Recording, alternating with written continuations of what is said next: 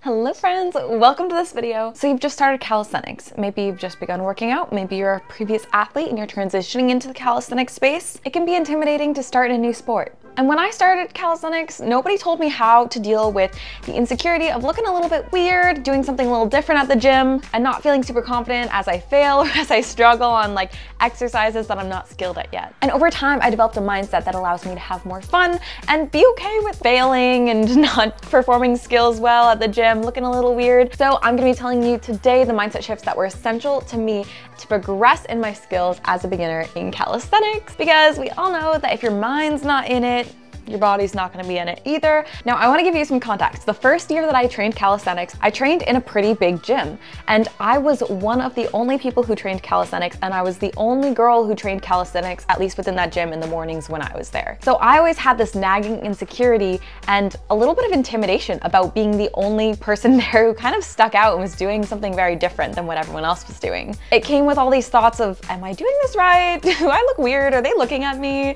Should I not be doing this? All of these things that were distracting me from actually working out. So the problem here is I cared too much about what other people thought of me, and I also misperceived what they actually probably did think of me. So I always assumed that they had these negative thoughts about what I was doing, when in fact, maybe they were staring at me because they're like, that's a good skill.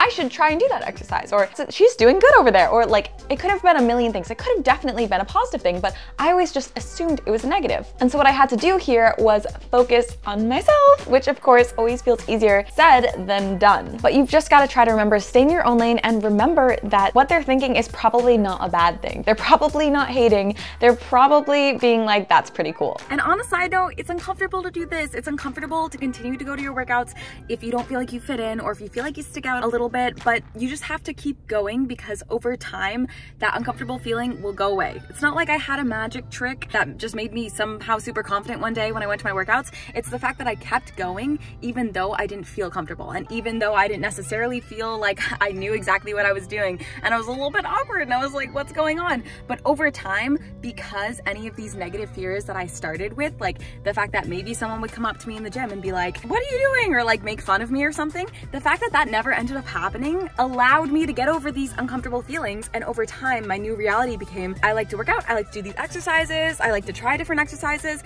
And if someone had an issue, like it's super unlikely that they would ever come up and say something. And so all of those uncomfortable feelings ended up going away because I continued to act before I felt comfortable and before I felt ready. You have to take the steps first, and you won't feel super comfortable doing them at first, but that feeling will go away. Those negative feelings, those emotions are gonna go away, and you just have to act and get on it first, which is always harder said than done. And I want to tell you that if you don't feel super confident, it doesn't happen right away. It takes a little bit of time. You just have to keep going.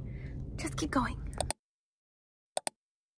Another mindset shift that I had to make kind of goes hand in hand with this, being a little bit of a perfectionist, where I was very hard on myself, very tough on myself. And if one week I couldn't get the pull-up level that I got prior, I would be really, really hard on myself. And especially in the beginning, when I was just getting started and I was trying to figure out what exercises to do, I felt very insecure about how I was working out and when I was failing. If this sounds like you, if you are very hard on yourself and you're nervous about failing or looking weird in the gym, I want to let you know that it is completely okay and understandable. I've been there. A lot of people have been there. Many beginners share that same sentiment of being like, yo, am I doing this right? I don't even know. And that's okay. Half of the goal is to have fun in your training, to try it out. And everyone started at this point. Everyone has failed at one point. And if you think about the calisthenics athletes who are on Instagram and in social media, and maybe you see at the gym, they're doing the front lever, they're doing like the planche, they're doing crazy skills that are incredible and inspiring and mind-boggling. Just think, they once were failing at what you're failing at. They're just a few years down the line. Now they're failing at harder stuff. Like they're failing at the planche now. So the theme is that failing isn't a bad thing. It's just a sign that you're getting better. And we have to fail. We have to put in those reps, because over time, as we continue to fail, it means we're actually building up to our goal, which is whatever skill we're working on, with the side note that one of our goals should be to have fun. So try not to be hard on yourself so that you forget to have fun in the process. I'd like to integrate and sprinkle in a little bit of like silly play during each of my workout. And for me, sometimes that's just handstands. Sometimes that's like a little bit of a cartwheel. Sometimes that's me like trying to do a pistol squat or maybe a dragon squat and just like not quite being there, but that's okay. because that's half the point. So refresh mindset shift number 2 is that failing is not a bad thing. Okay, a final mindset tip before we get into some more practical calisthenics-esque tips here is that your calisthenics workouts will probably not look like mine or like anyone's on social media. So mindset shift number 3 is try to not compare yourself. I feel like every single time I start to compare myself, everything goes downhill. Nothing is fun anymore. It's okay to have inspiration, but as soon as you look at someone else's social media and look at what their skills are, try not to compare yourself because you're probably not going to be doing the same workouts as them. You most likely have a different lifestyle, have different genetics, have a slightly different diet, live in a slightly different environment with different stress levels. So why would your workouts be the same as theirs? You have different needs and different workout styles, and your progressions in your skill training are going to be different, and that is okay. Especially the ones on Instagram, especially like 85% of my feed who I follow on Instagram are much higher in their calisthenics skills than me. And that is amazing because they serve as inspiration and motivation and tips, but I try to not look too closely at exactly how they work out or exactly the workouts that they're doing because I know that my level is going to be very different than them. So I can use them as inspiration, but not necessarily say, okay, I need to be doing exactly what they're doing, because comparison at that level gets to the point where you start to break yourself down and break down your confidence. You have to believe that you're gonna get there because you are gonna get there. Failing enough times, you know you're going to get to that skill. The only way that you don't get to your skill or your goal is if you stop training, which we know you're not gonna do. We both know you're not gonna do that.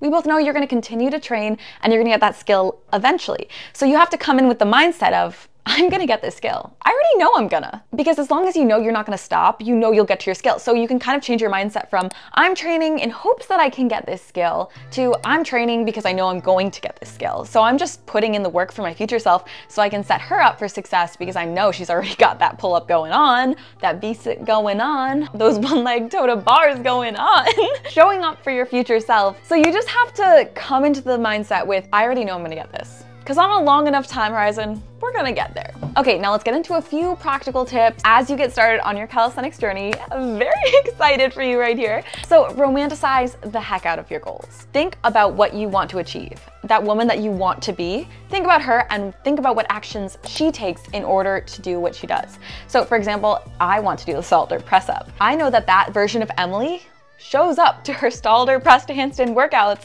I also know that that girl who I want to be has rockin' gym fits. You know, I just want to be showing up to the gym in my attire, feeling confident, ready to go. So take progress pictures. Romanticize your pre and post workout routine. Romanticize how you show up to your workouts, the aura that you bring to your workouts. Act confident and you'll become confident. Act friendly in the gym to have friends in the gym. Like, do those things that would get you to that goal and act as if you already have it. So even if you haven't made a friend in the gym yet, what would you do if you had a friend in the gym? Oh, you just chat to your friends. So just start chatting with people in between sets. If you like see someone who's doing cool calisthenics skills, be like, oh my gosh, cool, I train calisthenics too. What are you working on, sis? And then you can start up conversation right there. And that's how it happens. You gotta take the actions that will get you to your goal before you actually get to the goal. And then taking pictures and tracking your progress helps reinforce the reward of getting to your goal, because you can look back and think, oh my gosh, look at how far I've come.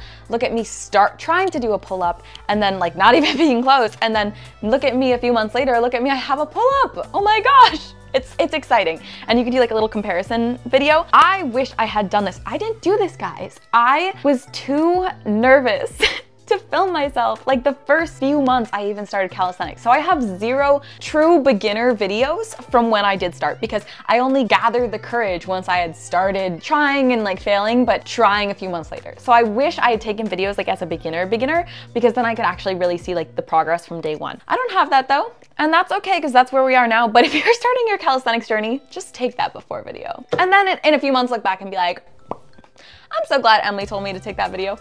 I got you. So side note, and this was the fear that I had when I took out my phone to videotape myself perform. This was before I had a YouTube channel. I was nervous that if I pulled out my phone to videotape myself perform, someone would come up and be like, you're filming yourself? Like, and a few things about this. Looking back, it's so silly for me to have that fear, because I get it, you want to be very respectful of their space, you don't want to get them in your video, totally okay. But if this video is solely for you, if you're taking this video to check your form, to take a progress video. If you're just careful and you don't get them in the video, it's totally okay. This kind of comes along with the whole stop caring so much what other people think and focus on yourself. Because a lot of the times they probably don't even care. If you prop your phone up on your water bottle in the corner to get a video of you trying to do a handstand against the wall, first of all, amazing to check your form alignment right there. Highly recommend. But also, if they have a problem with you taking a video of yourself in the gym, then they have bigger things to worry about because they are focused too much on other people and should really be working on their own life.